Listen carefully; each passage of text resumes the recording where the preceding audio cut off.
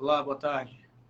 Olá, agora eu consigo lhe ouvir de maneira muito mais cristalina. Agora está melhor. Perfeito. Então, vamos iniciar aqui a nossa live de hoje.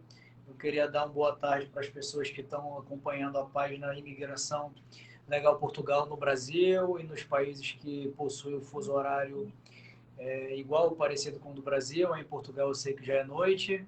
E uma boa noite para aqueles que nos ouvem aí na Europa, em Portugal e demais países que seguem o mesmo fuso horário de Portugal.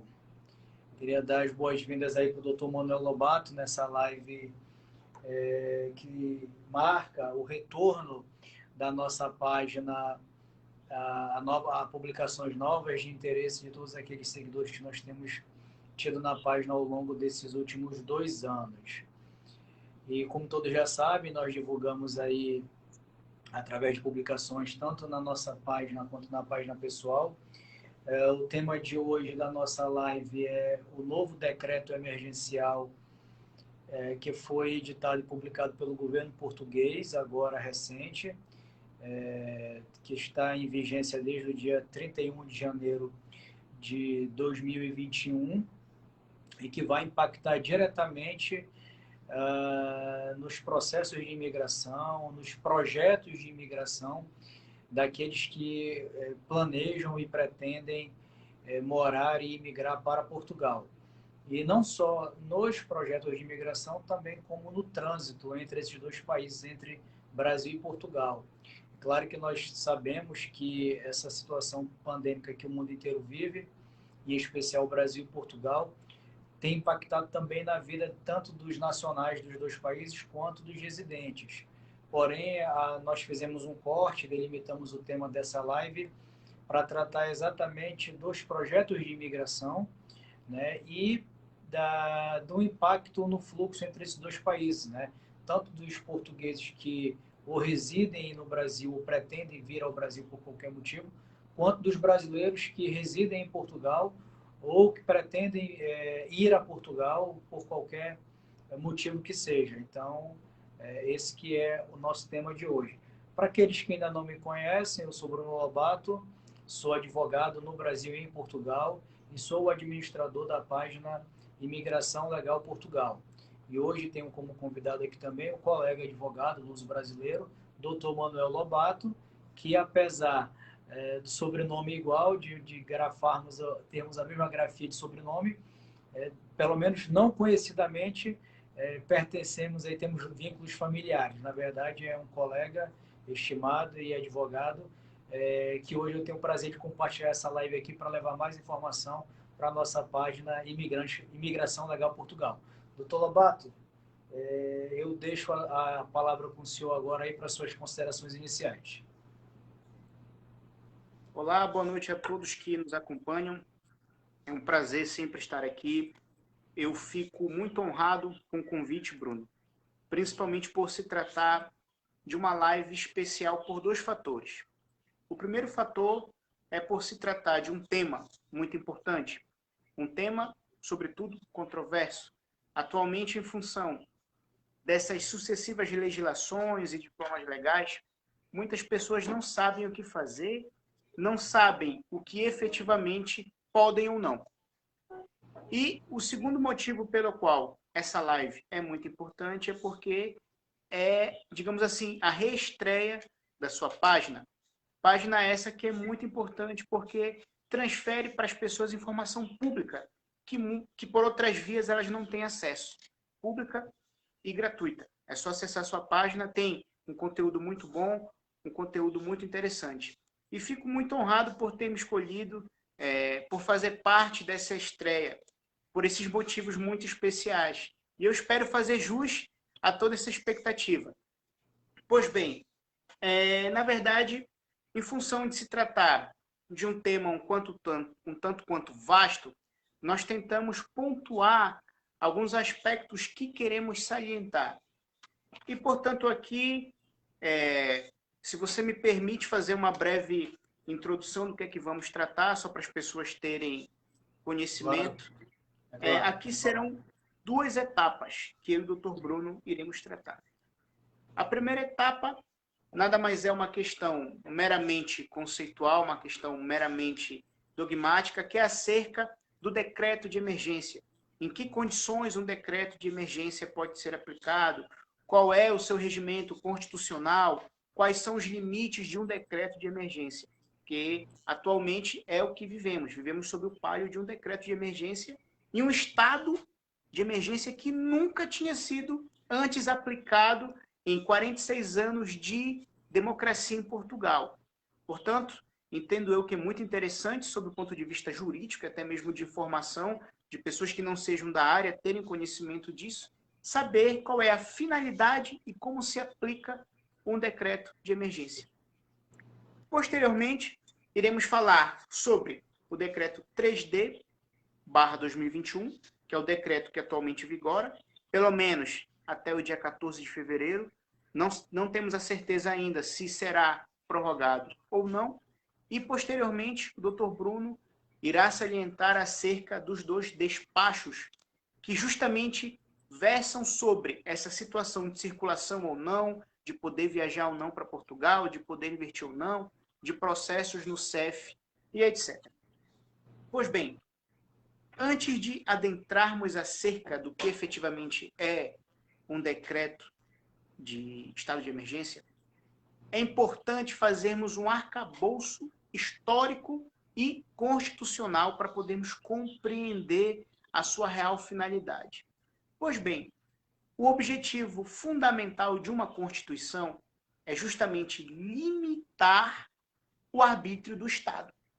É justamente fazer com que as pessoas tenham direitos, deveres e garantias e que esses deveres, direitos e garantias sejam protegidos pelo próprio Estado e contra o Estado. Ou seja, a partir do momento que um diploma que rege toda a vida política e social de um Estado, como a Constituição, e a partir do momento em que nela eu tenho direitos, deveres e garantias fundamentais, o Estado não pode me tocar.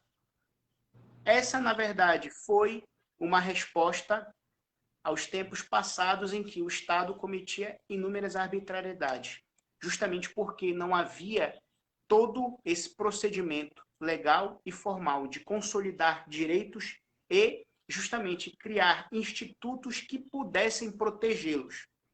Portanto, a finalidade principal da Constituição é essa: limitar o poder do Estado e inviabilizar que ele pratique arbítrios, como forma de resposta a inúmeras revoluções que aconteceram no passado para chegarmos neste atual patamar. Partindo deste conceito prévio, podemos questionar se os nossos direitos e garantias fundamentais se revertem de um caráter absoluto. Como tudo na vida, a resposta é não. Existem situações específicas em que nossos direitos podem ser suspensos. Situações essas que podem ocorrer. Por exemplo, podem acontecer 3 ou 4 situações em que podem se justificar um estado de sítio ou um estado de emergência. O primeiro deles é se eventualmente tiver algum país agredindo efetivamente Portugal ou declarando guerra contra Portugal, é possível aplicar-se ou um estado de sítio ou um estado de emergência. Quando a nossa ordem constitucional, ordem jurídica, quando a democracia está em risco, é possível aplicar-se ou o estado de sítio ou o estado de emergência. E também nos casos de calamidade pública. A diferença básica é que o estado de sítio é um pouco mais potencial que o estado de emergência. O estado de emergência, tecnicamente, ele é um tanto quanto mais suave, mais simplório. E, portanto, à luz do princípio da proporcionalidade, diante de um caso concreto, tenta, para proteger justamente os direitos e garantias fundamentais, aplicar-se o estado de emergência. Se efetivamente a situação for muito grave, tem que se aplicar o estado de sítio. E no estado de emergência, os nossos direitos e garantias fundamentais podem ser suspensos. É o que acontece atualmente. O nosso direito de deslocação, estatuído no artigo 44 da Constituição da República Portuguesa, ele está inibido em função dessa situação pandêmica. E, portanto, uma vez que estamos com o nosso direito de deslocação inibido, ou como preferir, suprimido, é necessário criar esse instrumento pela via de decreto, que é o estado de emergência. Apenas a título de curiosidade, o estado de emergência e o estado de sítio não podem tocar no direito à vida, à integridade pessoal e etc. Entretanto, outros direitos e garantias fundamentais efetivamente podem ser ponderados diante do caso concreto e suspenso. E considerando essa situação toda de coronavírus, dessa transmissão facilitada que a doença tem para as pessoas, isso tudo gerou essa calamidade pública que hoje vivemos. E, portanto, há a necessidade do Estado assegurar a segurança das pessoas e assegurar a saúde pública.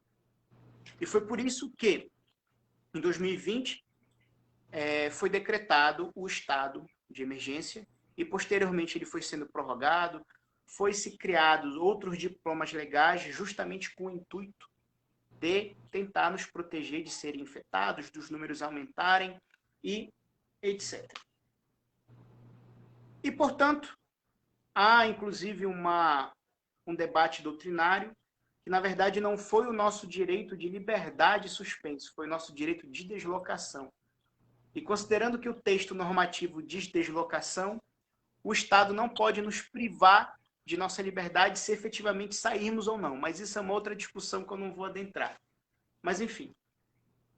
Posteriormente a isso, após inúmeras prorrogações do estado de emergência, temos hoje o decreto número 3/2021, que é o decreto que prorrogou a situação do estado de emergência anteriormente decretado.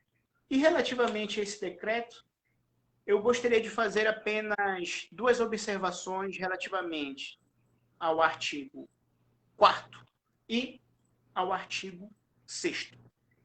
Ora bem, o artigo 4º do decreto diz que ficam proibidas as deslocações para fora do território continental por parte de cidadãos portugueses efetuada por qualquer via, designadamente rodoviária, ferroviária, aérea, fluvial ou marítima. Ou seja, à luz da inteligência deste artigo, o nosso direito de deslocação está suspenso, salvo as exceções que a lei traz posteriormente a este artigo, que é a pessoa pode se deslocar para trabalho, se o cidadão português tiver residência válida em outro país. As exceções são inúmeras e não vale a pena nós nos debatermos sobre elas. O foco aqui é, à luz constitucional, o nosso direito de deslocação está suspenso.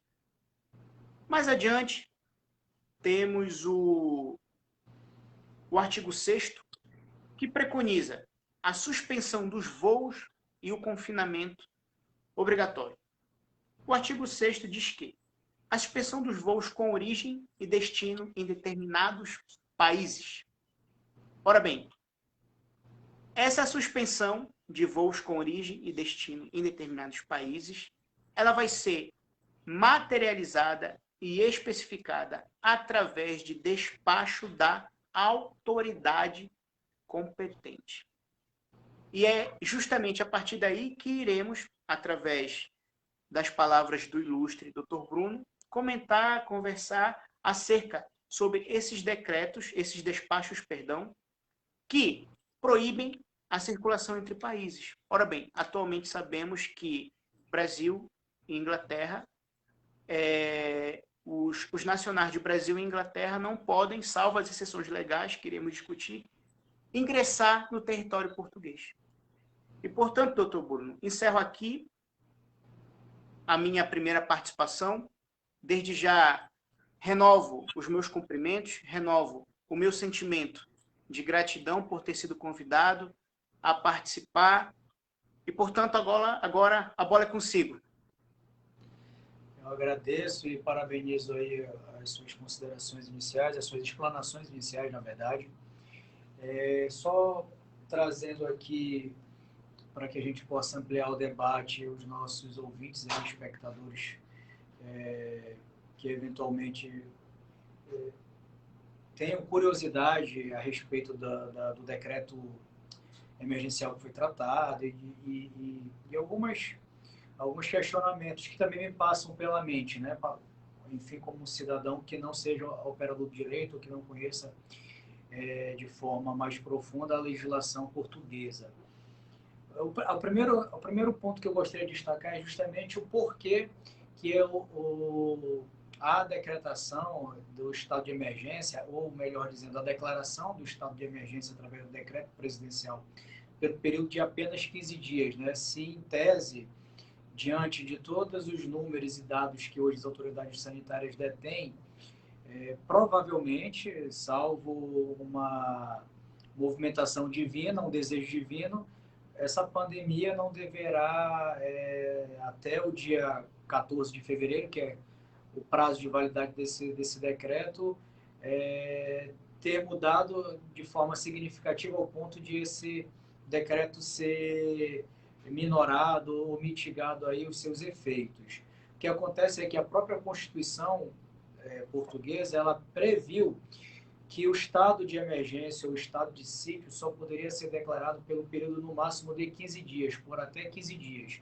Então, por esse motivo, ainda que o governo entenda ou tenha dados suficientes que justificassem a decretação ou a declaração desse estado de emergência por um período superior a 15 dias, ele é impedido de fazê-lo por conta da Constituição, que muito bem fez o legislador originário, o legislador constituinte, no intento de proteger a sociedade, de trazer um resguardo maior para que não ficasse ao livre-arbítrio do governante do momento, do governante da hora, em limitar direitos fundamentais, em limitar, enfim, as garantias constitucionais que são previstas para o cidadão, optou por estabelecer um prazo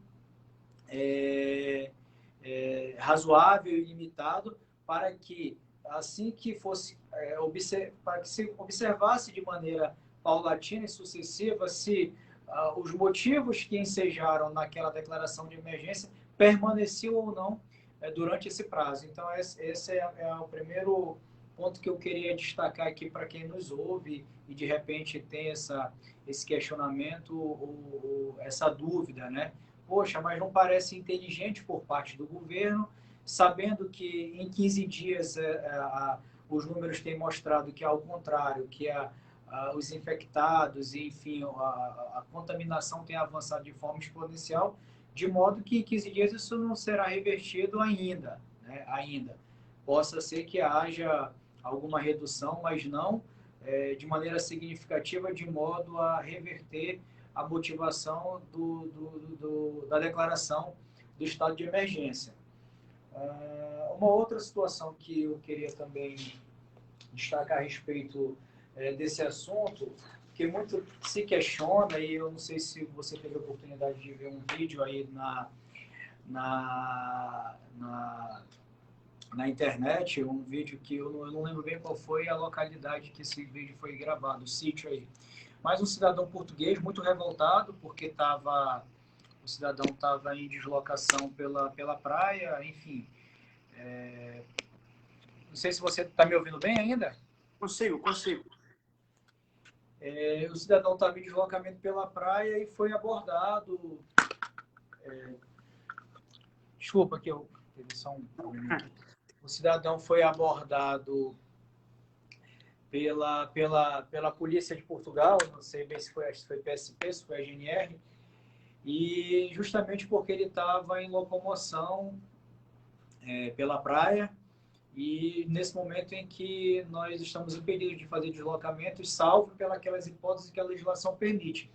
E com uma agravante que o cidadão estava sem máscara, né, sem uso da máscara de proteção. E ele argumentava muito. E o meu direito de deslocação, o meu direito de ir e vir, e isso está ferindo a Constituição portuguesa, eu não sei onde é que está a legislação, e eu lembro que ele falava bem, onde está a publicação no Diário da República? Eu quero que me mostre expressamente, claramente, onde está escrito isso em alguma lei em Portugal. Vocês não estão a falar com alguém que não tem conhecimento, alguém que não conhece dos seus direitos. E, de certa parte, o cidadão ali, eu até compreendo a sua indignação, parcialmente não deixava de ter razão, porque estava ali se socorrendo, né, daqueles direitos fundamentais, direitos individuais que existe hoje em qualquer mundo civilizado, né? Existe hoje em qualquer nação, em qualquer país civilizado e onde se goza de uma democracia plena, como é o caso de Portugal, como é o caso do Brasil. O problema é que, como o doutor bem explicou aí na sua explanação, durante a declaração do estado de emergência, alguns direitos nossos estão mitigados, né? Estão suspensos, estão temporariamente sem qualquer efeito. E aí pode ser que o nosso ouvinte agora esteja a se perguntar, mas quais são os direitos? Que direitos mais é que estão suspensos em Portugal ou estão passíveis de suspensão? E aí quem vai responder esse questionamento e essa dúvida para nós é justamente o decreto do presidente da República número 9/2021, que foi o decreto que renovou a declaração do estado de emergência com fundamento na verificação de uma situação de calamidade pública, que é justamente uma das hipóteses em que se pode fazer a declaração do estado de emergência, né, que é a hipótese de calamidade pública, e hoje o mundo inteiro vive esse estado de calamidade pública, né, não só Portugal e o Brasil, como países afora pelo mundo. E aí o decreto, ele justamente estabeleceu e previu quais seriam os direitos que estariam passíveis de suspensão dentro do Estado português. E aí, rapidamente, eu vou nominá-los aqui de acordo com o decreto, que estão suspensos hoje em Portugal ou passíveis de suspensão os direitos à liberdade e deslocação. E aí o decreto, ele ilustra e clarifica e disciplina, para que isso fique muito claro, mas de que forma que o meu direito à liberdade está restrito hoje em Portugal? De que forma que o meu direito à deslocação está restrito hoje em Portugal? E o decreto vem trazendo isso, não é o caso da gente entrar no mérito agora, porque a gente delongaria muito tempo. Mas eu vou só nominar quais são os direitos hoje que estariam suspensos em Portugal. Direitos à liberdade e deslocação, o direito à iniciativa privada, social e cooperativa, que depois a gente pode fazer um rápido apanhado, e você, porque está hoje morando em Portugal, pode depois falar rapidamente para aqueles que nos ouvem aí a questão do fechamento do comércio, né, a questão do fechamento de transporte público, etc. Os direitos dos trabalhadores também estão mitigados nesse momento, diversos direitos dos trabalhadores. O direito ao livre desenvolvimento da personalidade, né, e que tem uma vertente aí no direito à saúde. Isso também está limitado hoje, porque está sendo privilegiado justamente o tratamento das pessoas que estão com Covid hoje. Né? Eu acredito que, na prática, eu não sei, o doutor pode explicar melhor aí, mas aqui no Brasil, de que forma é que esse direito nosso aqui está comprometido? Hoje, tanto a rede pública hospitalar quanto a rede privada, ela está voltada prioritariamente para casos de Covid e outros casos realmente emergenciais. Hoje, por exemplo, eu não consigo um atendimento médico, uma simples consulta médica, hoje eu estou impedido de fazê-lo. Por quê? Porque toda a estrutura médica hospitalar no Amazonas, em Manaus, especificamente na cidade que eu estou, e eu acredito que em diversos lugares do Brasil, hoje estão voltadas para o tratamento da Covid em situações que não podem esperar, como, por exemplo, um infarto, um acidente de trânsito. Isso são coisas que realmente não podem esperar. Mas procedimento, aquilo que se chama na medicina de cirurgias eletivas, consultas de rotina, todos esses procedimentos hoje estão suspensos. Então, isso está o quê? Limitando o meu direito à saúde. Porque em situações de normalidade, eu tenho direito a ir ao médico no momento que eu entender, ou que eu tiver algum sintoma que eu entenda que eu preciso recorrer ao médico. Eu posso ir ao médico e, de repente, escolher fazer uma cirurgia, um procedimento que, se eu não fizer, não me leve à morte, mas há uma recomendação médica que eu faça, se possível, ou quando possível.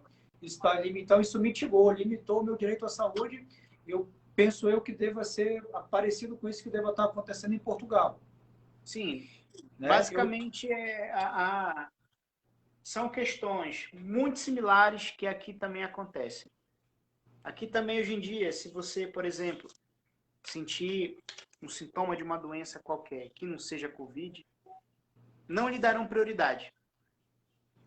Então, é uma questão assim, que é mais de saúde pública em si do que jurídica. Porque, na verdade, à luz da teoria da preponderação de valores, prioriza-se o valor que mais pesa. Agora, o problema é que muitas das vezes, no momento da ponderação entre dois doentes, um com Covid e outro com uma doença qualquer, geralmente os médicos optam por Covid. E muitas das vezes, este que está com outra doença está em uma situação mais grave. O que efetivamente vemos aí um problema de saúde pública. Nós temos aí um quinto direito aí que está também hoje suprimido, está mitigado, que é o direito à liberdade de aprender e ensinar. O que está acontecendo no Brasil e em Portugal? Hoje as crianças estão impedidas de ir à escola, de aprender, e os professores estão impedidos de ensinar.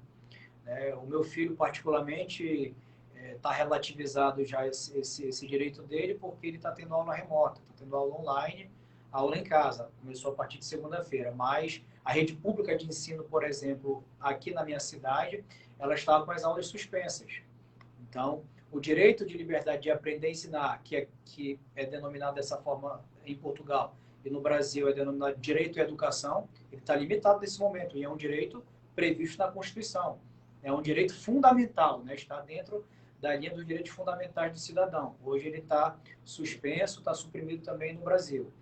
O direito à circulação internacional, o senhor também expressamente já se debruçou e explicou essa situação, inclusive por conta da suspensão dos voos, né? E o impedimento, inclusive, de cidadãos portugueses ou residentes em Portugal estarem encontrando para se deslocar para determinados países a partir de Portugal. O direito à proteção de dados pessoais, esse também está mitigado, está suspenso, né? E aí a gente pode falar bem pontualmente do que é o caso concreto. É justamente na hora que eu tenho direito à intimidade, eu tenho direito a proteger os meus dados pessoais. O exame que atesta o Covid ou que atesta negativo para o Covid, ele está circunscrito dentro desse meu direito, dentro da proteção dos meus dados pessoais, dentro do meu direito à intimidade.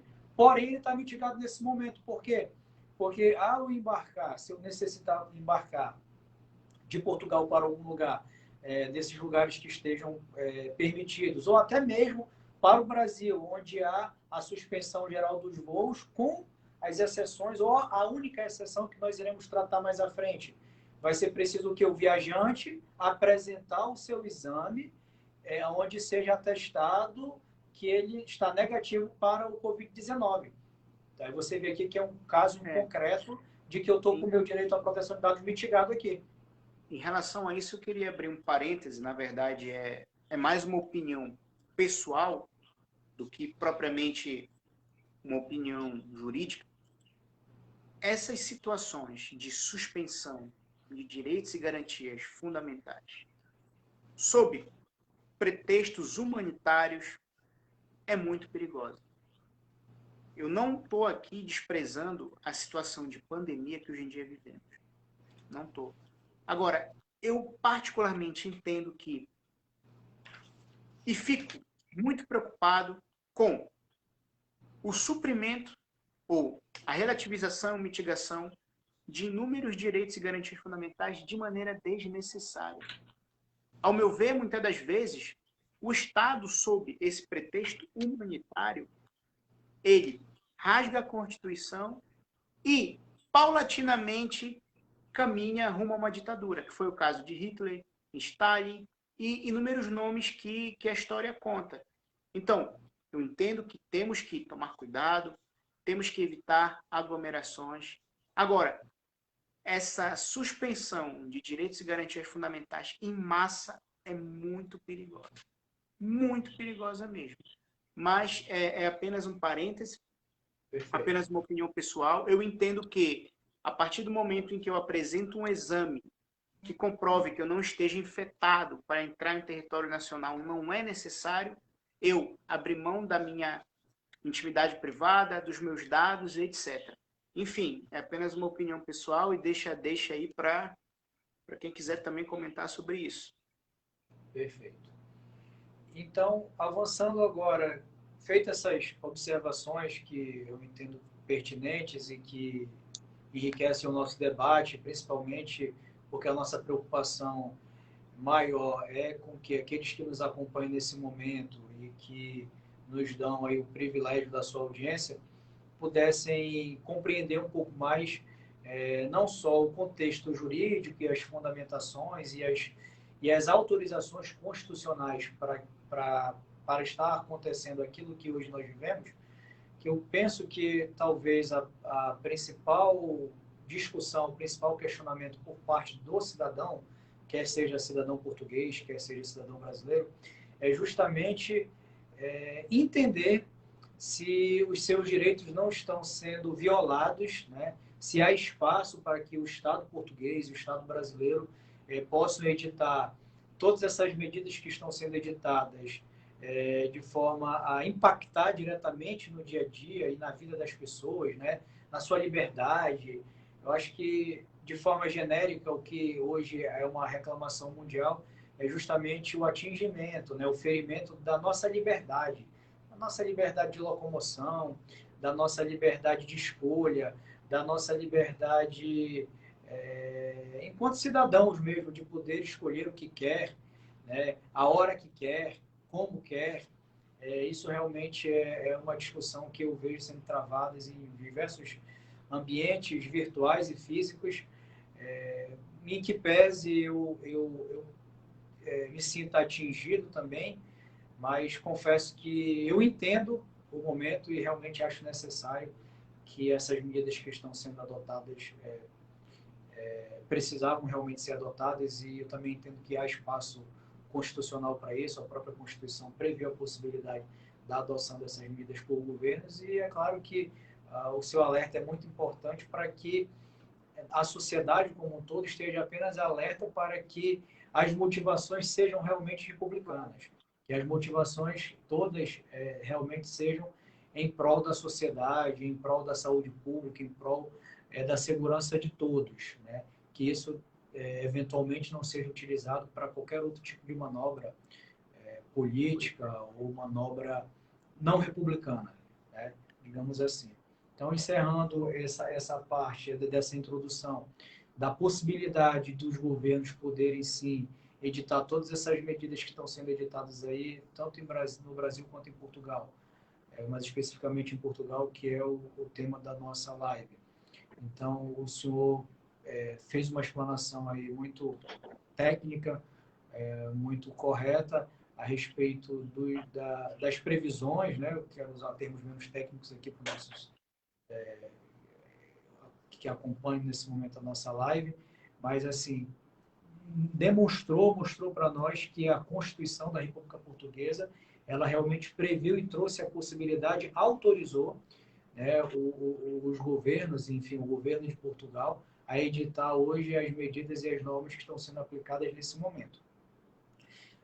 Avançando para o próximo tema, ou o tema principal da live, que talvez seja aí o maior interesse ou o grande interesse daqueles que nos acompanham, em decorrência de todas essas medidas, desses atos adotados, quais são os impactos que hoje a imigração, ou os processos de imigração, ou os planos e projetos de imigração estão sofrendo e sofreram, né? E um subtópico ali é justamente a limitação, né, ou a suspensão, na verdade, do deslocamento entre Brasil e Portugal. Então, a gente vai começar primeiro falando sobre o despacho número 1125D de 2021, que é o despacho que trata exatamente sobre a suspensão de voos de e para o Brasil, que é onde nós fizemos a linha de corte aqui do nosso tema, em que pese ele também abranger a suspensão de voos de e para o Reino Unido. Mas a gente vai tratar exatamente sobre essa suspensão de e para o Brasil.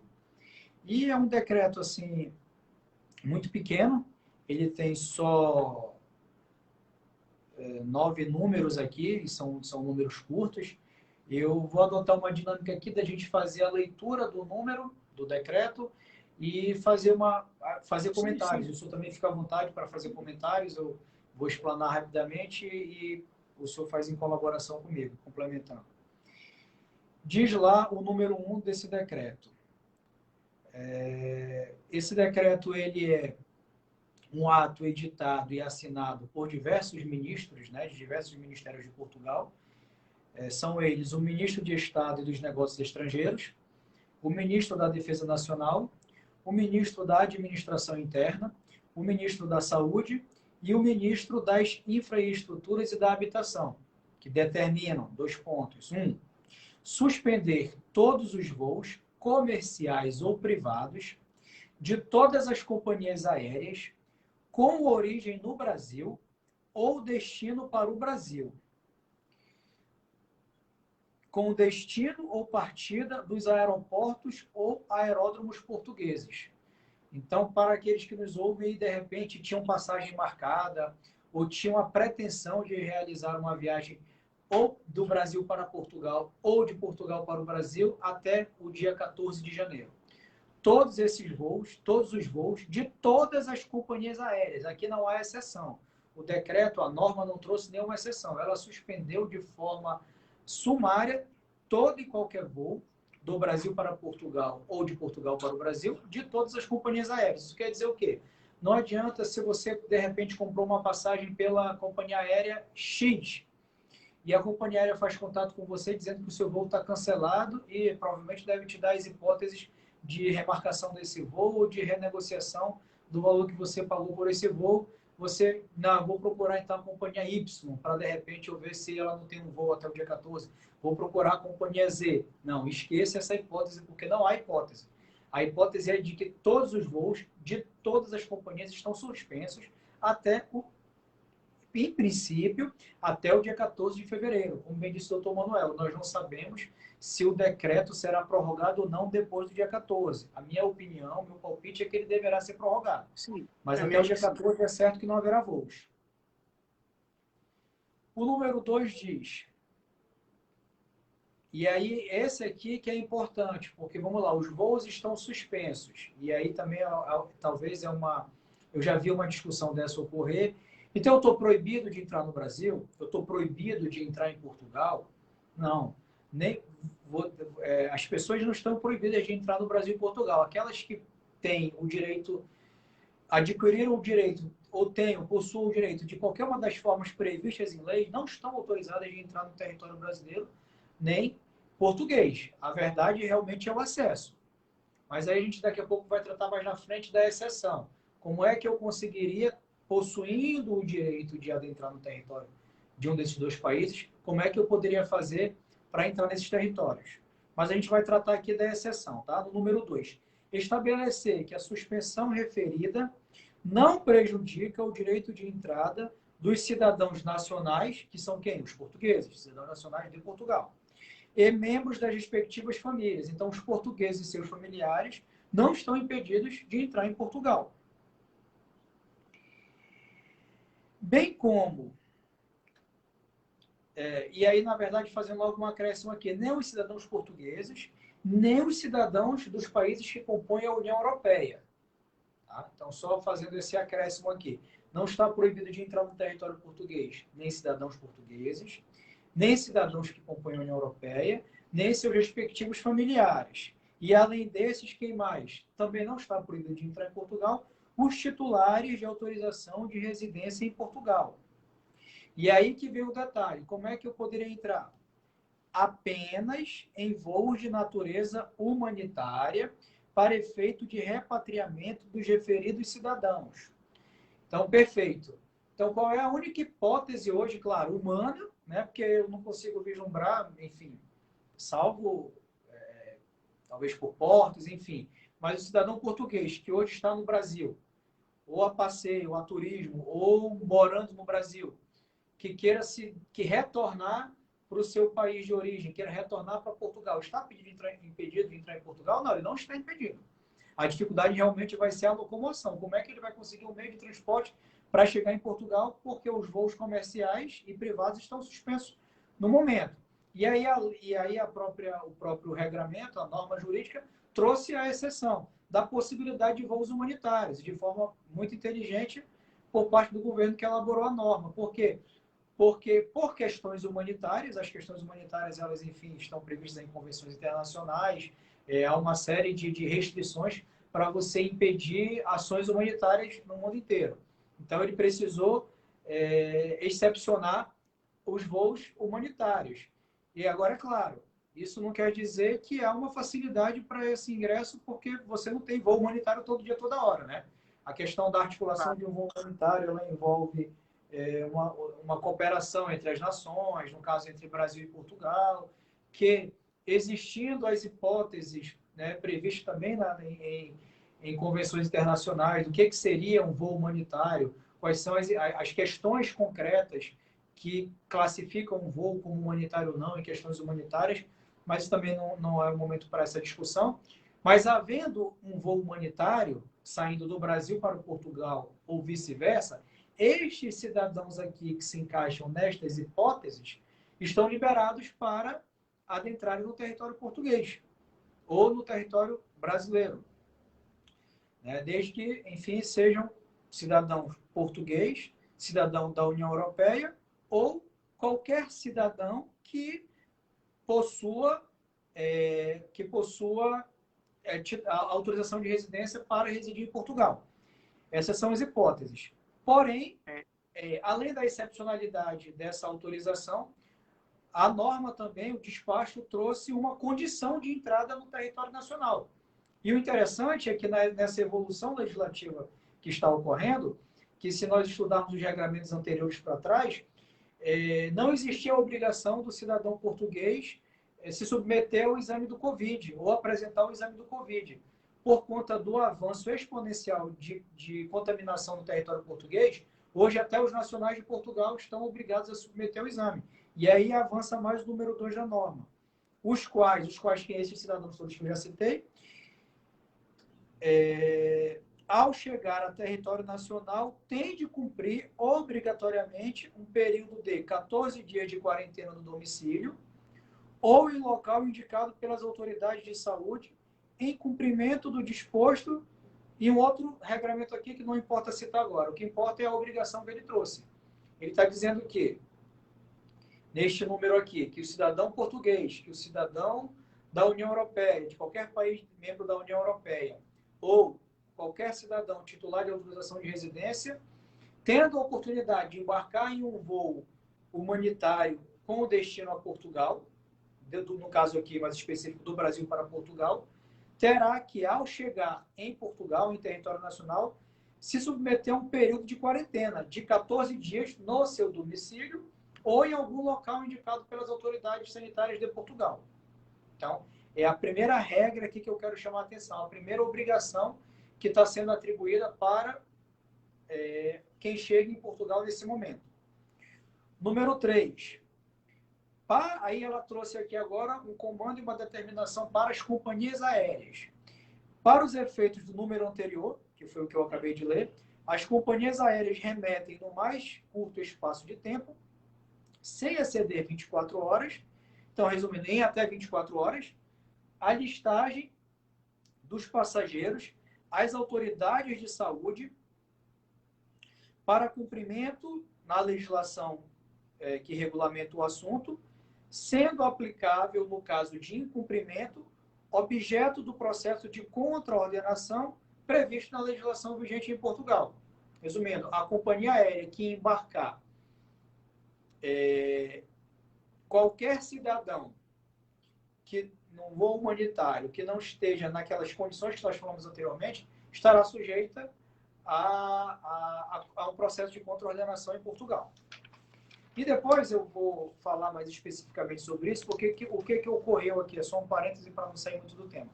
Esse despacho que nós estamos lendo agora, que é o 1125D de 2021, ele é de 27 de janeiro de 2021. E aí, após a edição desse decreto, no dia 29 de janeiro de 2021, 2 dias após, o governo português editou um novo despacho, o 1242-E de 2021, que ele trouxe regras ainda mais severas com relação ao controle, né, de circulação em Portugal e dessa entrada e saída pelos aeroportos em Portugal, e complementou trazendo a previsão de coimas, de multas, tanto para pessoas singulares quanto pessoas coletivas, né? Pessoas físicas ou pessoas jurídicas que eventualmente descumpram as regras que estão previstas nesses ordenamentos jurídicos. Porque até então não havia previsão de coima, havia previsão de processo de contraordenação contra pessoas singulares, mas não havia previsão de coimas ainda. E a partir de 29 de janeiro, o governo português instituiu a previsão de coimas para pessoas que descumprissem as regras desses ordenamentos jurídicos aqui. Número 4, estabelecer que voos de caráter humanitários, que nos voos de caráter humanitário existe a possibilidade de embarque de cidadãos nacionais da União Europeia, aqui ele vem ratificando o que a gente já tinha falado, nacionais de estados associados ao espaço Schengen, esse aqui eu não tinha citado ainda, e membros das respectivas famílias, e de nacionais de países terceiros com residência legal, e aqui eu também não tinha citado, ele está mais abrangente aqui, com residência legal num Estado membro da União Europeia. Isso quer dizer o que, então? Que qualquer cidadão que possua... Aí eu estou só acrescentando, né, mais uma hipótese, porque nós tínhamos falado de quem estava autorizado a entrar lá, a ingressar num voo desse de caráter humanitário. Os portugueses, os nacionais de qualquer Estado membro da União Europeia. Aí esse número agora acrescentou aqui os nacionais também de qualquer dos países do espaço Schengen, e acrescentou ainda os nacionais que possuam autorização de residência em qualquer um dos Estados membros da União Europeia. Isso quer dizer o quê? Que eu, nacional brasileiro, que possua autorização de residência da Espanha, também estou autorizado hoje a ingressar em Portugal. Aí é justamente por conta das diretivas europeias, né, daquelas normas jurídicas que são aprovadas no Parlamento Europeu e que têm vigência e regulamentam diversas situações no espaço da União Europeia. Doutor Bruno, pois não. Temos aqui uma pergunta. Suelen Santana, ela faz o seguinte questionamento. Um imigrante em processo de regularização, não tendo sua manifestação de interesse sido ainda aceite pelo CEF, pode deslocar-se ao Brasil em caso de óbito ou partilha de um seu ascendente? Bom, aqui no caso temos duas informações importantes. Ao meu ver, há uma situação humanitária, um óbito ou uma partilha. Entretanto, a pessoa do caso hipotético não está ainda com a autorização de residência. Diante do que o senhor muito bem e brilhantemente explanou, seria possível essa pessoa deslocar-se de Portugal ao Brasil? Infelizmente não. E aí, mas eu queria não ser muito direto na resposta, até para a nossa espectadora aí poder entender bem. O que ocorre? Porque houve um marco, né? Foi um divisor de águas. O despacho que nós estamos a ler agora, o despacho número 1125 desde 2021, que suspendeu os voos de e para o Brasil, né, dos aeroportos de Portugal, ele tornou mais severo ainda a limitação que estava vindo na deslocação. Porque antes da edição desse decreto, o que ocorria? Os brasileiros que estavam em Portugal, né, aliás, os brasileiros não, eu vou até, porque nós estamos falando muito voltado para brasileiros, mas eu vou tratar a forma tecnicamente.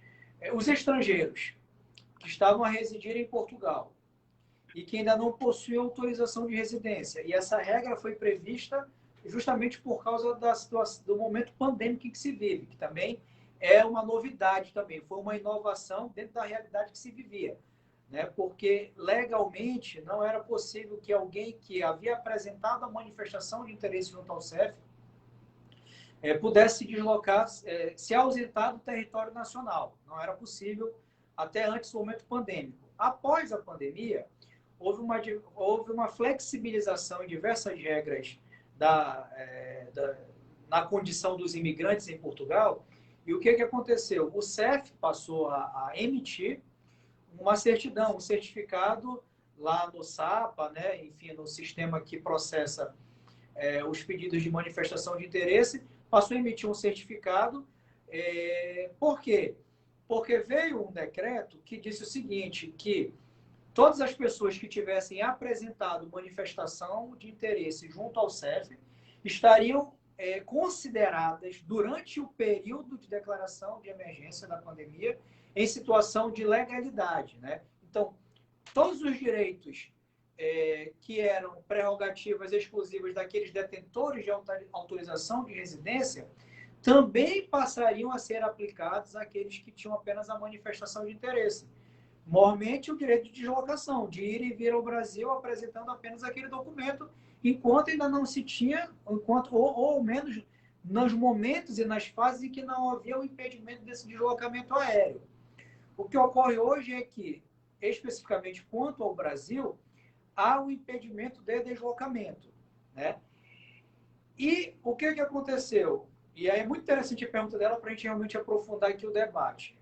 Bom, primeiro, assim, é importante dizer, quando a gente diz que a situação hipotética dela, no caso de, eu quero até já apresentar minhas condolências e meus pêsames, enfim, se foi um familiar da nossa ouvinte aí que fez a pergunta, que foi, enfim, que faleceu. Mas no caso de falecimento de um familiar, né, que me parece é o caso dela, embora a gente, de forma não técnica, entenda que isso é uma questão humanitária, o que, na verdade, vai definir se a questão é humanitária ou não é aquilo que está disciplinado na legislação, né? Esse é um ponto. Então, isoladamente, eu não entendo que essa hipótese se enquadre nas questões humanitárias previstas nas convenções internacionais das quais Portugal é signatário. E a gente vai agora falar de Portugal, porque a gente está tratando de uma norma jurídica editada pelo governo português. Esse é o primeiro ponto.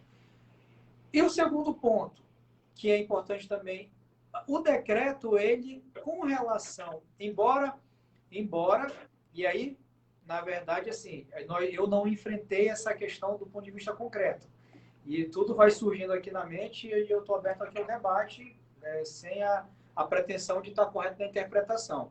E eu ia caminhar por uma trilha agora e a mente acabou de me alertar para uma outra hipótese para responder essa pergunta. Aí o que acontece? Mas por partes, enfim, o voo humanitário não significa dizer que há possibilidade de abrir um voo por conta de uma pessoa que se considera numa situação humanitária. A questão não é essa.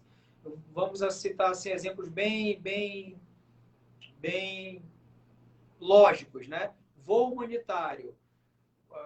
Ocorre um desastre qualquer aqui, sei lá, com portugueses, um exemplo. O Brasil começa... Não, eu não quero nem citar situações muito trágicas, dramáticas, mas, por exemplo, o que é um voo humanitário? Aquelas situações que ocorrem muito aí, de países do Oriente Médio aí, que se aventuram pelo oceano, tentando conseguir asilo e abrigo em cidades europeias aí, Itália, Espanha, próprio Portugal, né? Mas enfim, tentando chegar na costa ali da Itália, na costa...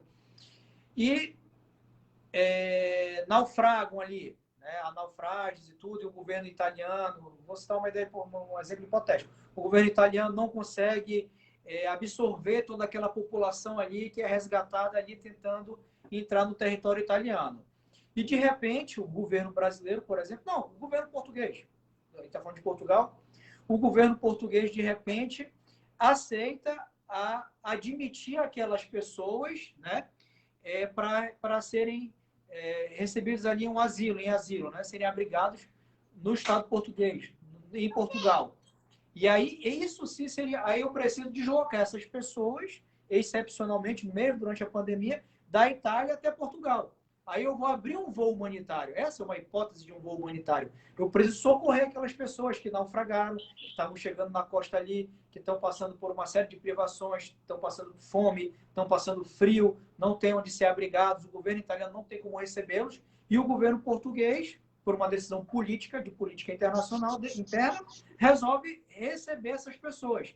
E aí, excepcionalmente, é por isso que, inclusive, como eu disse, é uma questão de política internacional realmente, a abertura de um voo humanitário. O governo português com o governo italiano irão tratar dessa situação, né? Irão definir quais são as possibilidades, as hipóteses e os limites de tudo isso, e aí, chegando num consenso, eles vão autorizar a abertura de um voo humanitário, que vai deslocar essas pessoas da Itália para Portugal. Para ser agora diretamente no Brasil, suponhamos que fosse na costa brasileira que acontecesse um naufrágio desse daí, com pessoas que estavam tentando imigrar para o Brasil por diversos motivos no seu país de origem. E o governo brasileiro, aqui na costa nossa, né, chega ali em Recife, na costa, naufraga, o governo português recebe essas pessoas, começa os primeiros cuidados, mas não tem condições de receber essas pessoas no Brasil. Aí o governo brasileiro vai tratar com o governo português. O governo português, na verdade, sinaliza a possibilidade de receber esse cidadão no seu território, e aí os governos vão começar a tratar sobre a possibilidade de abertura de um voo humanitário. E aí, neste voo humanitário, sendo autorizado, né, essa hipótese é uma hipótese humanitária, existe algum português ou algum brasileiro, ou um daqueles cidadãos que o decreto acabou de prever a possibilidade de entrar em território nacional. Aí sim, esse cidadão que tem interesse de retornar para Portugal e que se encaixa nas hipóteses de ingresso no território nacional português, vai procurar aqui as autoridades portuguesas, as autoridades brasileiras, para verificar a possibilidade de embarcar neste voo humanitário. Perfeito? Então, a hipótese é essa. Acho que está esclarecida a hipótese do voo humanitário. Finalizando, e aí, eu também quero ouvir a opinião do doutor Manuel no seguinte sentido. O decreto disse e autorizou essa deslocação apenas para os cidadãos europeus, cidadãos portugueses, cidadãos de países do espaço Schengen, e disse que para aqueles nacionais, né, de estados terceiros, né, que não são estados membros ali, que detivessem a autorização de residência. Né? Ele delimitou para autorização de residência. Aí a gente precisa realmente se socorrer do decreto que equiparou para fins legais o detentor da manifestação de interesse à autorização de residência, porque por equiparação, em princípio, a olho nu eu diria não, ela não teria permissão para se, ainda que houver, suponhamos que existirá no dia 10 de fevereiro agora um voo humanitário programado de Portugal para o Brasil, independente da hipótese, não me interessa o motivo, há um voo programado. E a nossa ouvinte aí, sabendo da existência desse voo, resolve se dirigir até o balcão lá da companhia aérea que irá operacionalizar esse voo e quer comprar um voo para vir ao Brasil. E aí a primeira pergunta que vai acontecer é se ela detém autorização de residência, né, enfim, fazer esse deslocamento aí. Esse caso não é nem um específico, né? Vamos, na verdade, inverter. O problema é que ela quer vir ao Brasil, né? Mas vamos trabalhar aqui com essa hipótese. A gente vai discutindo. E aí, só que aí a companhia aérea vai dizer, não, mas cadê a sua autorização de residência? Não tem autorização de residência. Não, mas o decreto só... Se a senhora for, a senhora não consegue mais retornar. Ainda que haja um voo humanitário de retorno. Porque só está autorizado em estar no território nacional, sendo nacional de estado terceiro, alguém que tenha autorização de residência. E aí ela diz o seguinte, não, de fato eu não tenho autorização de residência. Mas e esse decreto aqui, esse despacho do governo, que equiparou aqueles que possuem, para os fins legais, os que possuem manifestação de interesse apresentada ao CEF, aos que possuem autorização de residência. Sendo assim, eu tenho ou não autorização para entrar no território nacional português? Bom, eu vou lhe dar a minha opinião aqui no caso em questão. Eu havia dito anteriormente que a maior dúvida das pessoas reside no fato de que há uma sucessão de diplomas legais que muitas das vezes versam pela mesma coisa, versam sobre o mesmo objeto, contudo, dispõem sobre coisas diferentes. No caso em questão, eu tento me basear à luz do princípio da estrita legalidade. Ora bem, esse decreto que você abordou preconiza expressamente que a única exceção para a entrada ou a saída no território português são duas. Depende de dois requisitos. Quais são? A situação ser humanitária, um voo ser de caráter humanitário, e se o indivíduo tiver autorização de residência. Aqui em Portugal, há milhares de pessoas que ainda estão em processo de legalização. Se o intuito do legislador é justamente evitar aglomerações, é justamente evitar que as pessoas se contaminem nos aeroportos, não haveria motivo lógico nenhum para admitir pessoas que ainda estão em processo de legalização poderem embarcar nesses voos. Ora bem, se assim o fosse, na minha humilde opinião, esse regimento legal seria totalmente esvaziado de sentido. Ora, o intuito do legislador é, diante da situação de calamidade pública, evitar aglomerações.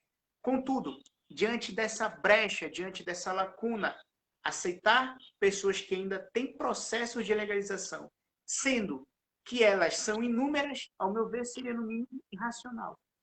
Portanto, os requisitos são muito fechados. O intuito do legislador é justamente cada vez mais restringir, cada vez mais apertar. E, na minha humilde opinião, ele foi muito claro no sentido de afirmar: olha, o nacional brasileiro, ou inglês, ou etc., ou seja lá qual for, só pode sair ou ingressar em território nacional em caso de voos humanitários e se for titular de autorização de residência. Do contrário, ao meu ver, iria conflitar com o real sentido do legislador admitir essa lacuna. Portanto, na minha opinião, não. Não entendo assim. De forma cartesiana, peremptórica, eu concordo, eu acho que o seu raciocínio é muito pertinente, é muito lógico, e eu entendo que isso aí está dentro daquele espectro que a gente chama de espírito da lei, né? De espírito da norma. Exato. No momento de interpretar uma norma, eu preciso entender qual era a intenção, o que quis o legislador, o que quis quem elaborou a norma, qual era a pretensão que ele pretendia alcançar. E eu concordo à luz desse princípio. Mas também eu não posso me omitir do seguinte pensamento, que muitas vezes nem sempre o legislador consegue disciplinar ou pôr na redação da lei ou da legislação aquilo que ele pretendia. Ele quis uma coisa, mas o vernáculo e a redação fizeram outra, deram outro entendimento. Também queria compartilhar que nós sabemos que a interpretação do ordenamento jurídico de forma lato sensu, ela requer uma interpretação sistemática, né? Você não pode se limitar a fazer interpretações jurídicas limitado apenas a um ordenamento. A interpretação ela é sistemática, né? Você vai concatenando todo o arcabouço jurídico e faz um cruzamento e uma interligação de todo esse arcabouço para se chegar numa interpretação mais próxima, ao menos, daquilo que seria a pretensão realmente da legislação como um todo. Embora concorde com todo o raciocínio que foi explicitado, eu, com todas as vênias possíveis, eu entendo que há espaço para discussão, Claro. registrando. A letra a letra seca da lei, ela realmente não deixa espaço. Se nós pegarmos apenas este despacho que nós acabamos de ler, ou que nós estamos aqui em estudo ainda, ele não deixa dúvida que é a autorização de residência o documento hábil e apto para autorizar o embarque de um cidadão em um voo humanitário, nos termos que hoje está vigendo no Estado português. Porém, como eu disse, aí de fato, depois se a cidadã que fez a pergunta para nós puder ir no message e no privado aí, só se manifestar lá e a gente pode depois dar uma pergunta mais aprofundada. Porque dentro dessa visão da interpretação sistemática do ordenamento jurídico, eu realmente, como eu não tenho aqui em mãos, eu até procurei, mas vai ficar complicado para eu fazer essa busca agora, buscar o ordenamento jurídico, a norma jurídica que regulamentou e previu essa possibilidade, ou trouxe, ou equiparou para... Aí eu não sei se foi para todos os fins e para quais fins foi que esse ordenamento jurídico equiparou os detentores de manifestação de interesse aos detentores de autorização de residência. Eu não sei se isso foi genérico ou se ele limitou para algumas situações, como, por exemplo, conseguir o registro de utente do Sistema Nacional de Saúde, né? Eu esqueci como é que chama em Portugal o posto de saúde. Eu não lembro agora. Deu Mas, branco enfim... em mim agora. Oi? Hã? Até em mim deu esse branco agora também. Mas, enfim, no posto de saúde, né? Conseguir o número de utente, conseguir... Enfim, são diversos...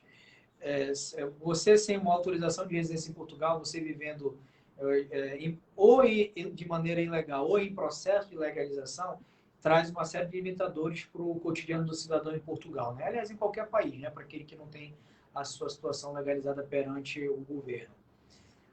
Mas, assim, eu de fato eu não sei. Mas o que eu digo assim, vamos objetivamente respondendo a pergunta dela. Aqui a Sueli respondeu, centro de saúde, pois bem, no centro de saúde. Da forma que o decreto está hoje, a resposta é não. Provavelmente, vamos simplificar, se no dia 10 de fevereiro existisse um voo de Portugal para o Brasil, um voo humanitário já autorizado e articulado entre os dois países, e a Suelen quisesse se apresentar no balcão da companhia aérea que vai operar esse voo, querendo comprar um bilhete aéreo para embarcar nesse voo, até porque a companhia aérea, eles é que são realmente limitados aí na interpretação das situações, porque como eles são passíveis de punições, eles limitam ao máximo o nosso direito, né? A companhia aérea negará a possibilidade de aquisição do bilhete, porque ela vai pegar o decreto e vai dizer, você tem autorização de residência? Não, não tem, então não é possível embarcar neste voo. E aí o que fica para o depois e para a possibilidade, sendo interesse da Sueli, e eu já indico aí o doutor Manuel como advogada em Portugal, se ela tiver interesse de aprofundar e realmente ver a situação resolvida, se fosse a hipótese, se fosse a situação, eu penso que haveria que ter uma discussão jurídica, até uma discussão judicial, para garantir o direito de embarque no eventual voo desse. Porque, como eu estou dizendo, eu penso que há a possibilidade de construção de uma tese, isso salvo, registrando. Eu não conheço, não tenho aqui realmente, a norma jurídica que trouxe essa, né, trouxe essa inovação de equiparar os que possuem manifestação de interesse aos que possuem autorização de residência.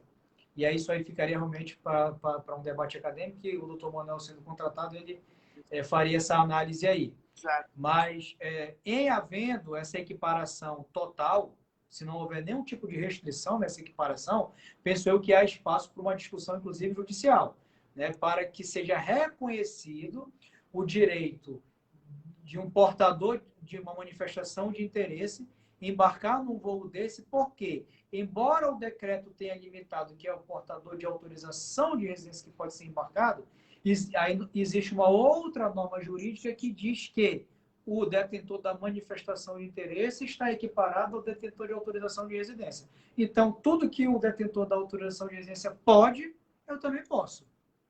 Então, eu acho que para finalizar aqui esse debate aqui, a gente avançar aqui no restante do tema, já não tem mais muita coisa para prolongar aqui, mas eu queria finalizar. Se o senhor quiser fazer uma observação sobre a pergunta da senhora, o senhor fica à vontade.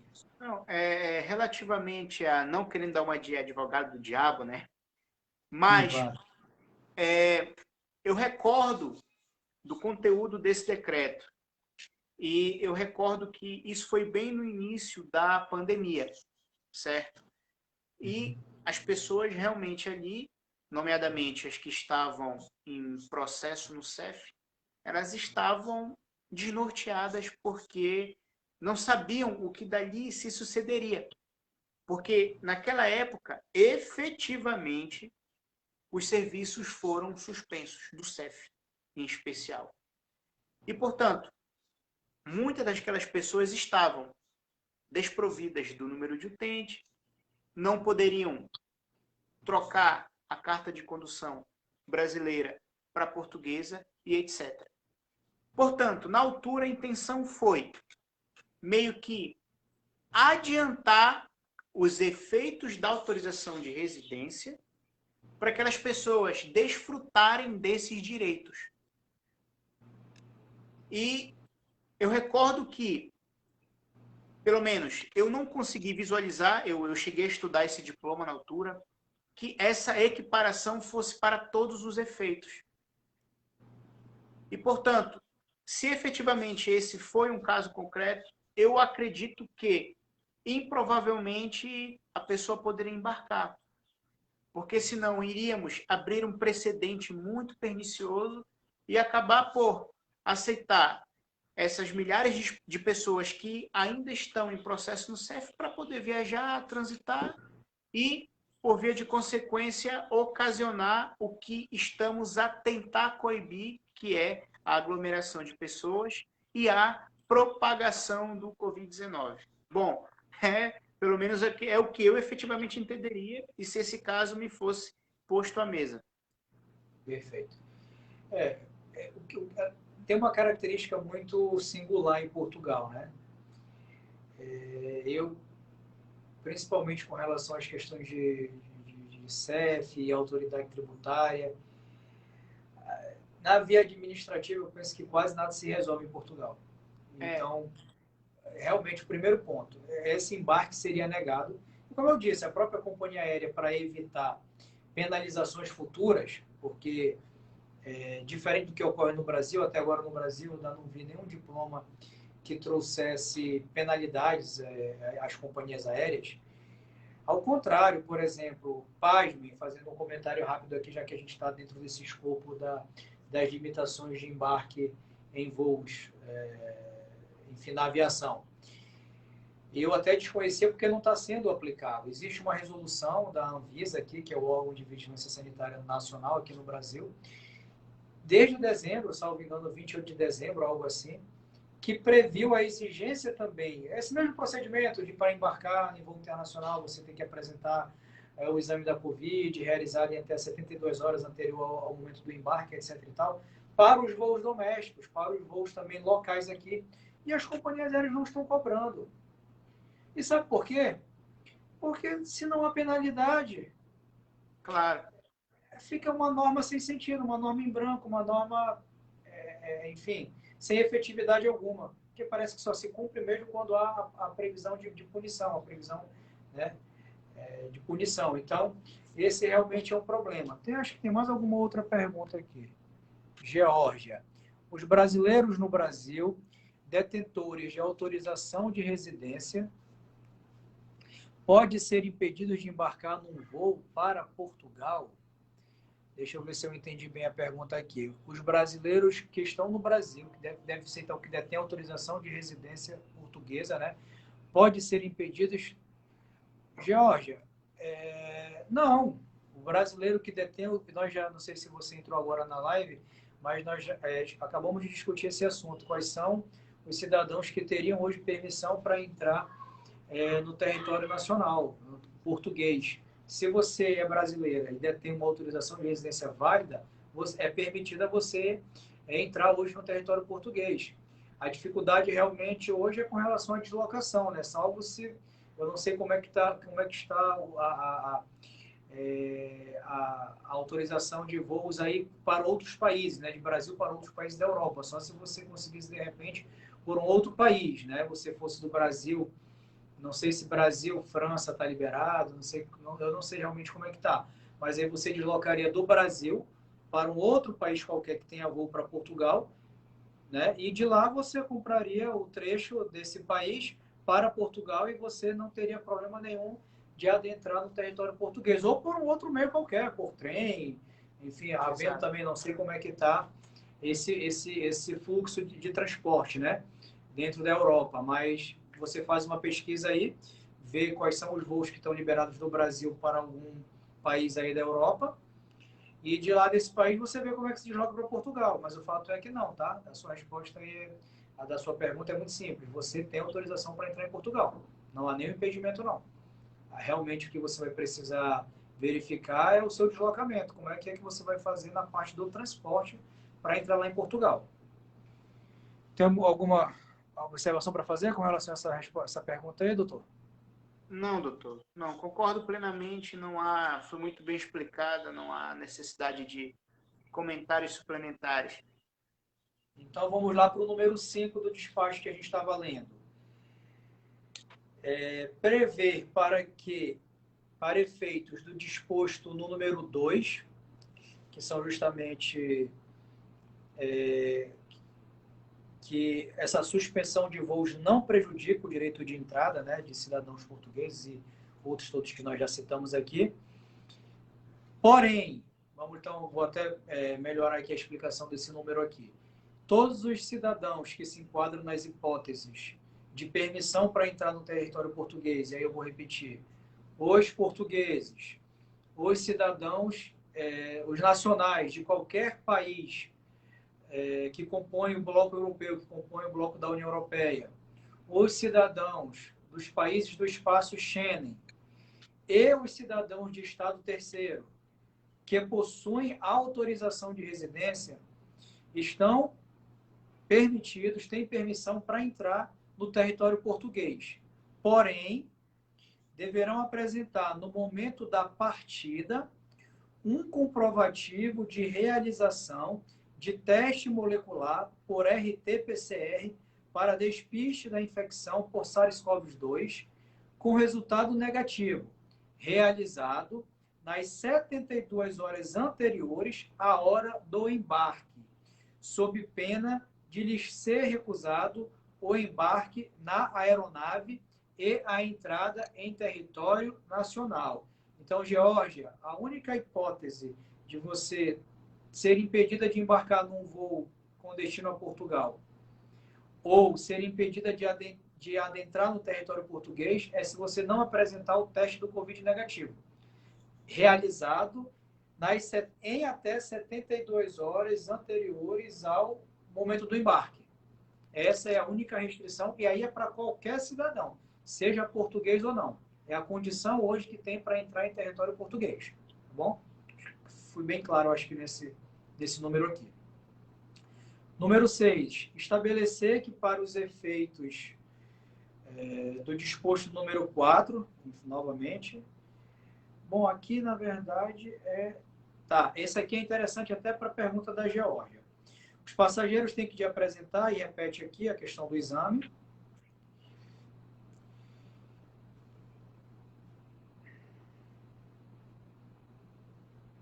Esse número aqui, na verdade, doutor Manuel, é com relação a voos que eventualmente façam escala em Portugal. Eu vou ler rapidamente aqui, mas eu penso que não é nem o foco da nossa discussão aqui. Ele está dizendo o seguinte, que além de qualquer cidadão desses que nós citamos, ou de um voo qualquer, que embarque, ainda que o destino final não seja Portugal, de alguns desses passageiros, mas que façam escala em Portugal, além de apresentar o exame negativo, eles são obrigados a aguardar pelo voo de ligação no local próprio no interior do aeroporto. Então, resumindo, você não pode, porque acontecia muito. Às vezes você faz uma escala num aeroporto qualquer e aí a sua escala vai demorar 12 horas. Enfim, não vai demorar um período que você consegue sair do aeroporto para fazer alguma coisa e retornar. Neste momento, essa hipótese está proibida também em Portugal. Se você é nacional de qualquer país e embarca num voo com um destino diverso de Portugal, porém que faz escala em Portugal, independente do período da escala, você está impedido de se retirar do espaço próprio em que a autoridade portuguesa vai indicar para você que você tem que aguardar o seu voo lá em Portugal. Tá? É isso que esse número aqui está dizendo. Número 7. Excepcionado o presente despacho. Aí aqui são as exceções, eu vou ler aqui, mas também não é muito importante para a gente. Os voos das aeronaves de Estado, das Forças Armadas, aeronaves que integram ou que venham a integrar o dispositivo especial de combate a incêndios rurais, voos para transporte de carga e correio, voos de emergência médica e escalas técnicas para fins não comerciais. Então, aqui a gente finaliza este despacho, tá? Já caminhando para o fim da própria live.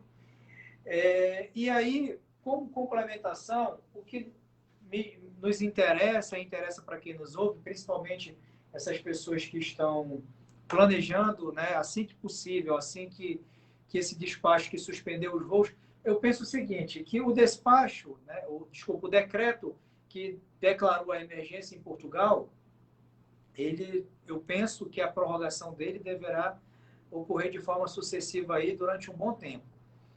O que a gente realmente tem uma expectativa que possa deixar de existir é com relação à suspensão dos voos entre Portugal e o Brasil. Eu penso que esse, a depender, claro, de como o Brasil vai começar a reagir nos próximos dias, semanas e meses no combate à pandemia.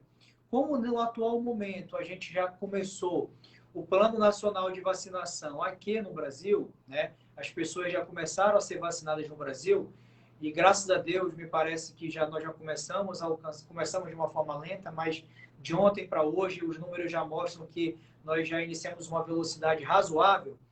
Então eu quero acreditar, né, primeiramente em Deus, que Deus haverá de ter piedade e deverá ter toda a sua clemência sobre sobre as nações todas, né, de forma geral, mas sobre o Brasil, e que nas próximas semanas a gente comece a sentir significativamente a redução de novos números de infecção, né, a cura de pessoas. Então, diante desse novo cenário que eu tenho fé que deverá acontecer, o governo português deverá revogar ou deixar, né, de renovar esse despacho de suspensão. Na verdade, de revogar, porque ele é por prazo indeterminado. Né? A suspensão de voos está por prazo indeterminado. Mas deverá ser revogado esse despacho. Então, para essas pessoas que, eventualmente, estejam também contando com essa hipótese para se deslocarem a Portugal, quer seja por motivos de imigração, e depois a gente vai falar um pouco mais sobre a imigração em si, ou por qualquer outro motivo, eu quero chamar a atenção para este detalhe da apresentação do exame. Porque o que aconteceu? Esse novo despacho do dia 29, 2 dias depois da suspensão dos voos, ele trouxe a possibilidade de aplicação das coimas, né, que nós chamamos de multa no Brasil, e em Portugal nós chamamos de coimas. E eu vou ler rapidamente só um número desse novo despacho, que é o despacho 12, e que ele faz uma remissão ao decreto que previu a previsão dos valores das coimas e das leis, que eu acho que isso que deve também despertar o interesse e a curiosidade dos nossos ouvintes aí nesse momento. Diz o número 12 do despacho número 1242-E de 2021 o seguinte: os cidadãos que, excepcionalmente, desembarquem em violação de apresentar comprovativo de realização de teste laboral para rastreio da infecção por SARS-CoV-2 com resultado negativo, aí vamos lá, cria mais uma obrigação aqui, realizam obrigatoriamente o teste à chegada a território nacional. Antes de eu continuar, só um parênteses. É claro que essa hipótese aqui é uma hipótese muito remota, né? Mas, porém, o legislador precisa prever, porque nunca se sabe. Mas é uma hipótese muito remota, porque dificilmente uma companhia aérea vai permitir que alguém embarque sem a apresentação do comprovativo. Mas o legislador, para não deixar de pensar em todas as hipóteses que podem ocorrer no dia a dia, trouxe essa previsão. Realizará o exame às expensas próprias, em local próprio no interior do aeroporto. Pronto, lá no aeroporto de Lisboa, é público, todo mundo sabe, existe hoje um laboratório lá no interior lá que quem, por um acaso, não realizou o exame, até porque, antes da edição desse decreto aqui, que trouxe a obrigatoriedade também para os portugueses, a regra não era essa, né? A regra para o português e para o detentor de autorização de residência, inclusive também, era que ou você apresentava o exame antes do embarque, ou então você poderia fazer o exame lá no aeroporto, na hora do desembarque, e apresentar-se lá. Aí não tinha problema nenhum. Porém, agora eles já alteraram a regra. Agora a regra é que tem que apresentar obrigatoriamente no momento do embarque. Em não apresentando, é obrigatório fazer o exame lá, e o cara não apresentou, é encaminhado para fazer o exame e incorre na contraordenação prevista na lei tal. Então, assim, além de ficar sujeito ao processo de contraordenação, as pessoas singulares e coletivas, né, pessoas físicas, ficam também sujeitas ao valor das coimas. E aí eu quero trazer aqui, a título de curiosidade, também para se precaver, qual é o valor dessas multas, né, dessas coimas. Está lá no artigo 3º do Decreto-Lei número 28B/2020. O artigo 3º que trata das contraordenações. Número 1. O incumprimento dos deveres estabelecidos no artigo anterior, que é justamente a questão dos exames, constitui contraordenação sancionada com coima de 100 a 500 euros, no caso de pessoas singulares, e 1.000 a 5.000 euros no caso de pessoas coletivas. Bom, a única hipótese que eu vejo aqui de pessoas coletivas é justamente para as companhias aéreas, né? Até porque pessoa coletiva não embarca em voo, né? Então, a multa aqui das pessoas coletivas é justamente para as companhias aéreas que, eventualmente, autorizam o embarque de algum viajante que não tenha apresentado o exame. Em não apresentando o exame, chegando lá em território nacional, em Portugal, né, em um dos aeroportos, só me vem à mente aqui Lisboa e Porto, não lembro de ter aeroporto em algum outro lugar. Mas, bem, chegando, no caso, em Lisboa, é encaminhado para o laboratório que está instalado hoje no aeroporto, faz o exame e fica sujeito à aplicação da coima entre 100 e 500 euros. Não sei quais são os critérios de dosimetria dessa multa, entre os 100 e os 500 euros, realmente a lei não trouxe. Mas fique já ciente, alerta você que nos assiste, que o valor da multa que você, caso descumpra a obrigatoriedade de apresentar o exame e consiga embarcar em um voo português, porque isso aqui é importante falar, por quê? Porque, vamos lá, a hipótese para sair do Brasil para Portugal é um voo humanitário. Porém, como perguntou a nossa espectadora anteriormente aí, há uma possibilidade dela sair do Brasil para algum país em que esteja o voo operando de forma normal, né, em condições normais, e desse país para Portugal. E aí que está. Mas, porém, se ela não apresenta o exame, quando ela sair desse país para Portugal, ela fica sujeita à aplicação dessas coimas aqui entre 100 e 500 euros. Doutor Manuel, eu penso que consegui aqui, para essa nossa live, pelo menos no tema que nos foi proposto, eu penso que, da minha parte, eu consegui esgotar aqui aquilo que eu me propus a debater e a esclarecer e a compartilhar de informação, que é o nosso maior propósito hoje, compartilhar informação com aqueles que nos assistem e aprender um pouco mais sobre legislação, sobre a Constituição Portuguesa, aprender com um colega que explanou brilhantemente aí, trouxe o seu entendimento sobre, enfim, a aplicação das exceções previstas na própria Constituição, da mitigação dos nossos direitos. Eu saio mais enriquecido dessa live, Tenho certeza que aqueles que nos acompanharam até esse momento, eu queria inclusive agradecer aqueles que tiveram a paciência de nos acompanhar até agora. Eu queria, torço para que a gente consiga ter esclarecido as dúvidas, né? Torço que a gente possa ter compartilhado conhecimento, ter sido útil de alguma forma para aqueles que nos acompanharam até agora. E deixo aí a palavra com o senhor para as suas considerações. Antes do mais, gostaria de agradecer ao nosso Senhor Jesus Cristo por nos permitir compartilhar esse momento. Gostaria de mandar um beijo para toda a minha família, para minha esposa, minhas crianças. Gostaria de também agradecer, renovar os agradecimentos com esse convite. Na verdade, eu estou muito feliz porque, na minha opinião, são esses debates que fortificam as instituições jurídicas, são esses debates que informam as pessoas sobre os seus direitos, e fico muito feliz por tê-lo conhecido, porque desde já é perceptível que você é um faminto por conhecimento, por informação, constantemente quer se aprimorar, quer melhorar, e são realmente pessoas assim que nós temos que ter proximidade. E desde já aprendi muito com você nesses minutos que estamos aqui juntos, acredito eu que 1 hora e alguma coisa. Aprendi muito, estou muito feliz, e em breve gostaria de fazer mais lives dessa natureza com o colega, e agradecer as pessoas que nos assistiram.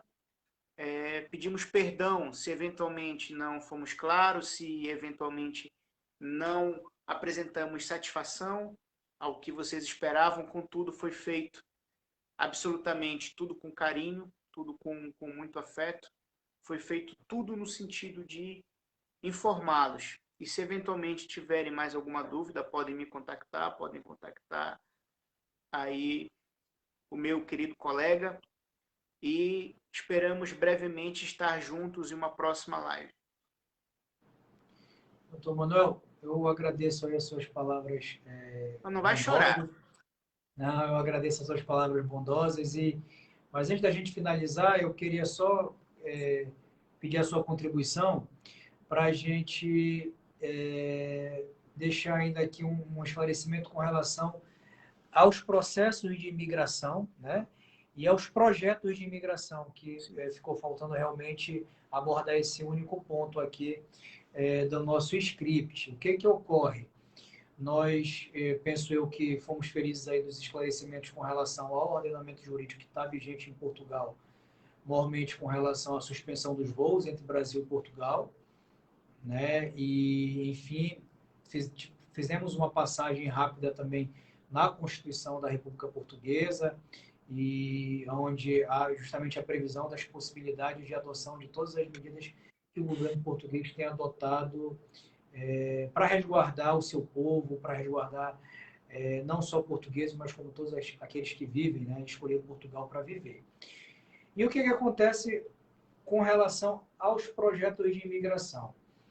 E aí nós até já tivemos a oportunidade de debater internamente o que aconteceu. Com a edição desse decreto, desse despacho que suspendeu os voos entre Brasil e Portugal, a Embaixada Portuguesa no Brasil entendeu que essa suspensão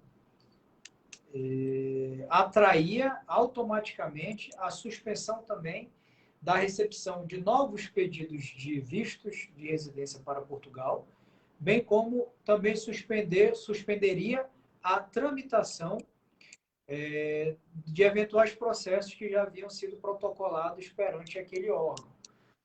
Nós até entendemos que, na prática, realmente, há um impacto, ninguém pode negar. Se eu, de repente, protocolei um pedido de visto de residência, seja em qual modalidade for, visto D2, visto D7, enfim, um dos inúmeros modalidades de visto que existem aí para Portugal,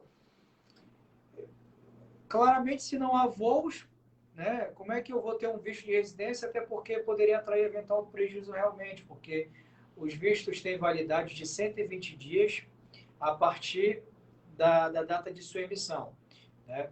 E você tem até 120 dias para adentrar no território português a partir da data de emissão daquele visto.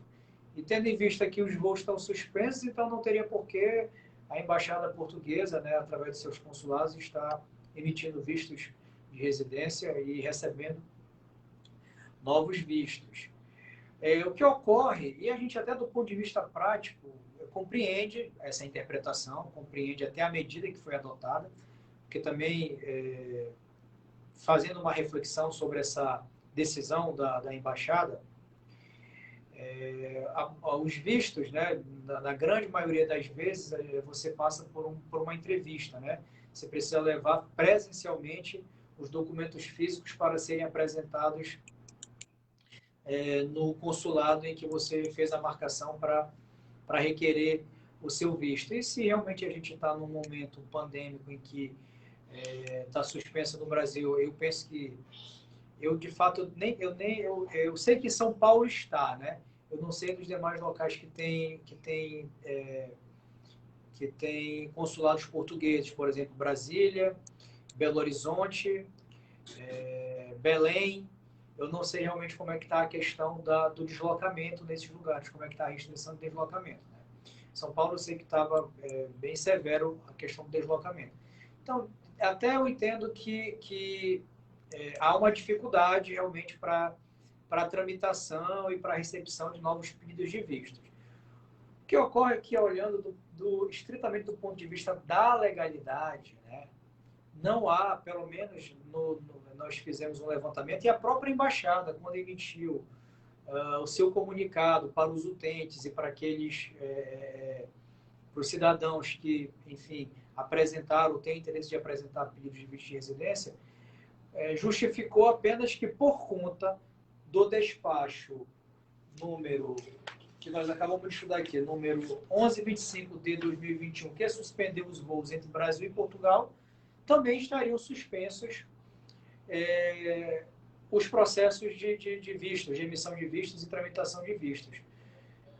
Veja, se existisse a edição ou estivesse vigente qualquer outra norma jurídica que disciplinasse essa matéria, com certeza a embaixada teria indicado, e não fez. Indicou, na verdade, fundamentou a sua decisão exclusivamente neste despacho. Só que nós acabamos de ler esse despacho de maneira integral. E não há, em qualquer lugar, em qualquer número, não há na redação deste despacho qualquer menção à situação dos processos de visto de residência em trâmite no Brasil, né? Então, como eu disse, do ponto de vista prático, não há muito o que se criticar, mas como a gente também trava um debate aqui jurídico, porque somos advogados e operadores do direito, e somos advogados em Portugal e no Brasil, né, ambos com ordem nos dois países, estamos aptos aqui e legitimados para travar essa discussão sobre a legislação portuguesa, né, porque estamos habilitados para exercer a profissão também no território português. Então, não há qualquer previsão legal que regulamentasse a suspensão da tramitação de pedidos de visto de residência no Brasil. Mas, independente do nosso... O senhor quer falar? Pode ficar à vontade. Na verdade, o que aconteceu nesse caso foi o seguinte. Eles utilizaram uma interpretação que, embora seja lógica, ela é totalmente legal. Porque a lei ela tem que ser clara e objetiva. Ela deve prever ou não prever.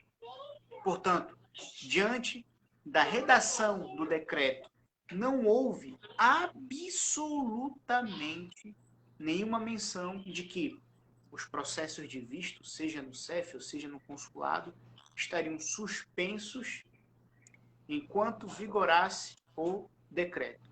Portanto, essas decisões são meramente administrativas e estão destituídas de legalidade. Tratam-se de decisões discricionárias que não têm absolutamente nenhum. São apenas um subterfúgio para a violação da lei. Recentemente tivemos agora um decreto que expressamente estipulou a suspensão dos prazos processuais. Portanto, a partir desse momento, os prazos processuais estariam suspensos. Os processos que não são urgentes estão suspensos. Agora, em relação ao CEF, supondo que alguém ingressou em território nacional antes da vigência do decreto e ontem conseguiu um emprego, assinou contrato, eventualmente a pessoa já tinha NIF, já tinha Segurança Social, já tinha todos os elementos para apresentar a sua MI. Essa pessoa pode apresentar a sua MI e o seu processo tem que prosseguir. Não está efetivamente nada suspenso. Agora, se na prática eles suspendem, são por razões alheias à lei. Agora que essa suspensão não está legalizada, não está. Portanto, os processos devem prosseguir. O efeito prático e consequente disso tudo é que, querendo ou não, essas situações atribuem morosidade ao processo. O processo torna-se mais lento. Isso é inevitável. Isso é um problema que contaminou todas as instituições diante do Covid-19. Agora que os prazos, a apreciação dos pedidos de visto não estão suspensas, não estão. Serviços não estão suspensos, legalmente não estão. Agora, se suspendem, isso é outra história. Perfeito. Então, eu coaduno aí com as explicações do colega e entendo que foi realmente um ato abusivo, né? Podemos dizer assim, por parte do consulado, embora eu entenda as razões de fato. O que nós estamos discutindo realmente é que não existem razões de direito. Exato. Se eles tivessem fundamentado na pandemia no Brasil, se eles tivessem fundamentado que por conta de decretos estaduais que estão sendo editados Brasil afora, notadamente nos estados onde se encontram os consulados portugueses no Brasil e que está limitado o direito à circulação, aí eu concordaria. Como é que eu vou protocolar um pedido de visto em São Paulo, né? Ou vou até, na verdade, protocolar nem seria o caso porque eu posso enviar pelo correio. Mas como é que eu vou ser convocado para uma entrevista no consulado se está limitado o meu direito de circulação? Se a fundamentação fosse esta, eu até me quedaria, porque aí teria fundamento, até porque o próprio consulado português também, embora tenha a sua autonomia e soberania por ser considerado ali território português, mas do portão para fora, o consulado e os utentes estão também sujeitos à legislação nacional, legislação local. E se há um decreto vigente no território brasileiro, no território ali em São Paulo, que veda a circulação de pessoas, eu realmente acredito que estaria prejudicada a tramitação de vistos, né? Agora, fundamentar na suspensão de voos, para mim não seria o caso, porque como você bem colocou, os próprios serviços do CEF não estão suspensos. Quem que pese ser o consulado que faz a análise primeira, né? Faz o filtro primeiro da documentação que você apresenta para o pedido de vistos, a decisão final e o despacho final é do CEF, porque esse processo, essa documentação é escaneada e encaminhada para o CEF em Portugal, que é quem tem o poder de dar a palavra final, se confere ou não aquele pedido de visto, né? Ou confere ou não o visto para aquele cidadão. Então, assim, para você que tem pretensão de migrar agora, que tem projeto de imigração, como disse o Dr. Manuel, realmente o impacto é no atraso, né, porque o que vai acontecer é que vão se avolumar processos, né, de pedido de visto nos consulados portugueses, que você vai ter de todo esse período que está suspenso, que já estavam lá em tramitação e que a tramitação está suspensa.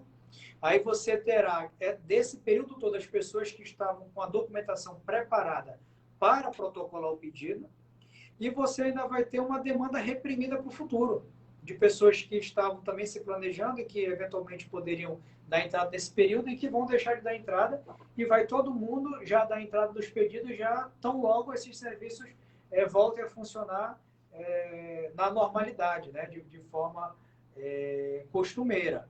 Então, com relação aos projetos de imigração, o impacto é esse. Infelizmente, os serviços dos consulados portugueses no Brasil estão suspensos por uma decisão da Embaixada Portuguesa no Brasil. Eu penso que agora sim nós conseguimos esgotar o tema que nós propomos a discutir, e eu quero realmente me despedir de todos que estão nos assistindo agora, dizer que nós somos muito gratos pela presença de todos, esperamos vê-los aqui nas próximas lives. Nós já temos aí uma live marcada para o próximo dia 11 de fevereiro. Nós vamos divulgar aí na página e nas nossas redes particulares aí, Dr. Manuel e eu, e esperamos vê-los aqui sempre. Foi muito bom estar aqui, compartilhar conhecimento, foi muito bom travar esse debate, foi muito bom aprender, e obrigado não só aos que acompanharam, como também para aqueles que fizeram perguntas aqui e enriqueceram o nosso debate. Então, Manuel, sou para finalizar e a gente já encerrar por aqui. Muito obrigado, doutor. Muito obrigado a todos. Até a próxima. Deus abençoe. Deus abençoe a todos. Um abraço. Um abraço.